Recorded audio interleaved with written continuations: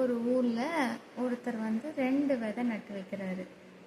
ஒரு விதை என்ன சொல்லலாம், ஃபஸ்ட்டு போட்ட விதை என்ன சொல்லுது, நான் இப்போ உடனே முளைச்சிட மாட்டேன், எனக்கு வந்து சன்லைட்டு, காற்று, தண்ணி எல்லாமே கரெக்டான அளவு கிடைக்குதான்னு பார்த்துட்டு சேஃப் ஜோன் வந்ததுக்கு அப்புறம் தான் நான் முளைச்சி வெளியே வருவேன் அப்படின்னு சொல்லிச்சான்.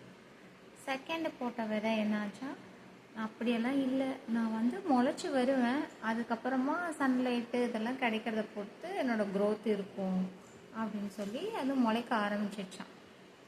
கொஞ்ச நாள் ஆனோடனே செகண்டு போட்ட விதை நல்லா வளர்ந்துருச்சு, நல்ல சன்லைட்டு கிடைக்கிது, நல்ல காற்று, தண்ணி, அதுக்கான எல்லா இதுவும் சஃபிஷியண்ட்டாக இருக்குது.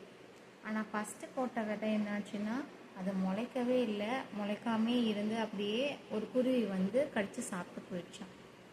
இதே மாதிரி தான் நம்ம வந்து எல்லாம் நம்மளுக்கு தேவையான எல்லாம் கிடைச்சதுக்கப்புறம் தான் ஒரு விஷயத்தை ஸ்டார்ட் பண்ணணும்னு இல்லாமல் நம்மளோட எஃபர்ட்டை நம்ம போட ஸ்டார்ட் பண்ணிட்டோம் அப்படின்னா அதுக்கான சாதகமான சூழல் எல்லாத்தையும் இந்த யூனிவர்ஸ் வந்து கண்டிப்பாக அமைச்சு கொடுக்கும். So believe in it and start working. Okay, thank you.